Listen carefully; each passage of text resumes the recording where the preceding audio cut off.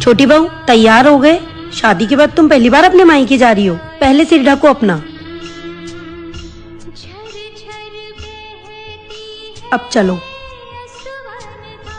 अच्छा महारानी, मायके जाने के लिए हो गई तैयार? जी भाभी। क्यों, शादी में तेरे घर से बहुत सारे गिफ्ट आने वाले थे, वो तो तूने दिए ही नहीं हमको। हाँ भाभी, बोलिए ना क्या चाहिए आपको। क्या देगी तू मुझे? तूने ये रिंग पहनी हुई ना, ये मुझे दे दे। भाभी आप कुछ और मांग लीजिए ना, मैं ये नहीं दे सकती, ये मेरी माँ की आखिरी निशानी है। देख मुझे तो यही चाहिए, देना है तो दे। अरे तू ये कैसी बात कर रही है? हाँ तो आखिरी निशानी है तो क्या हुआ, मैं इसकी रिंग को खा थोड़ी ना जाऊंगी। इसे जब चाहिए होगा मांग लेगी मुझसे। बड़ी जेठानी हूँ मैं तेरी, मुझे नहीं देगी तो किसे देगी? रहना तो तुझे मेरे साथ ही है ना। ये लीजिए भाभी। देखो ये मेरे हाथ में कितनी अच्छी लग रही है। वैसे एक बात बोलूं, सही चीज सही जगह आ ही जाती है। बहू, मुझे सुबह जल्दी उठा देना, कल मेरा उपवास है। हाँ आपने अच्छा याद दिलाया, मैं अभी अपनी माँ को कॉल कर लेती हूँ। हेलो। हाँ माँ, कल आपका व्रत है ना, आप भाई को बोल के फ्रूट्स मंगवा लेना और टाइम से खा लेना। भूखे मत रहना वरना आपकी तबीयत खराब हो जाएगी। मम्मी जी ये बोल रहे थे आप और पापा कल कहीं घूमने जा रहे हो। हाँ बहू। अच्छा है माँ जी, अच्छे से घूमना। कल मेरे मम्मी पापा भी घूमने जा रहे हैं। मेरी मम्मी की सफर में बहुत तबीयत खराब हो जाती है, तो भाई को फोन करके बोलती हूँ उनको टैबलेट दे दे। बहू, बेटे को बोल के मेरे लिए भी टैबलेट मंगवा ले, मेरी भी सफर में तबीयत खराब हो जाती है। ठीक है माँ जी, मैं अभी उनको बोल देती हूँ।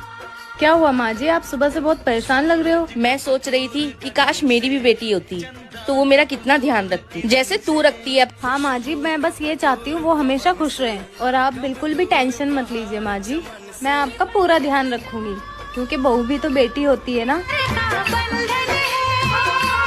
बहू खाना बन गया? जी माँ जी। माँ जी चलिए आज हम दोनों ना एक्टिंग करते हैं। कैसी एक्टिंग? सास बहू की। माँ जी आज ना आप मेरी बहू बनो और मैं आपकी सास बनती हूँ। ठीक है। आपको ज्यादा कुछ नहीं कहना है, बस इतना कहना है, हाँ माँ जी, ठीक है माँ जी, ओके माँ जी। माँ जी थोड़ा शिद्दत से करिएगा, पहली बार एक्ट करने जा रही हूँ। एक्शन।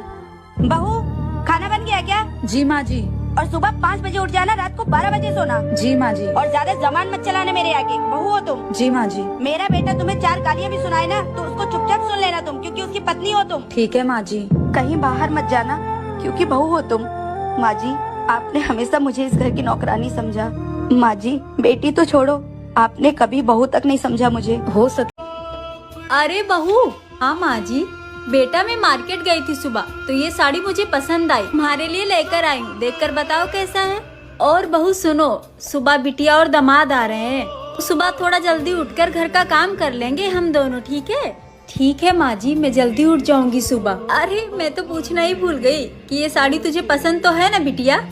हाँ हाँ माँ जी, बहुत अच्छा है। तो फिर ठीक है, बहू जल्दी सो जाना।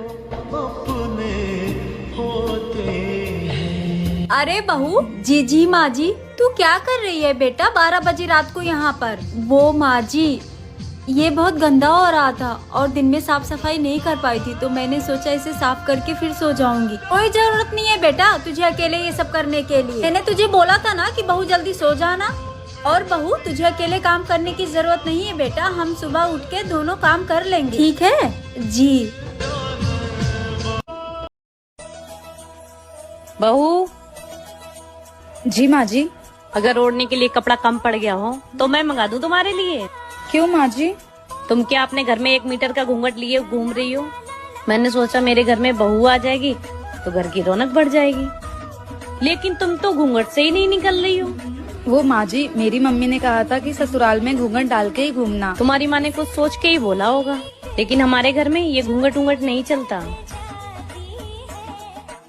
ठीक है माँ जी। अब मैं चांद जैसी बहू लेके आई हूँ तो मैं पूरे घर में चमकता हुआ देखना चाहती हूँ। माँ जी मैंने सोचा था मेरी सास बहुत खड़ूस होगी, पर आप तो मेरी माँ से भी प्यारी हो। चल जा अपना काम कर।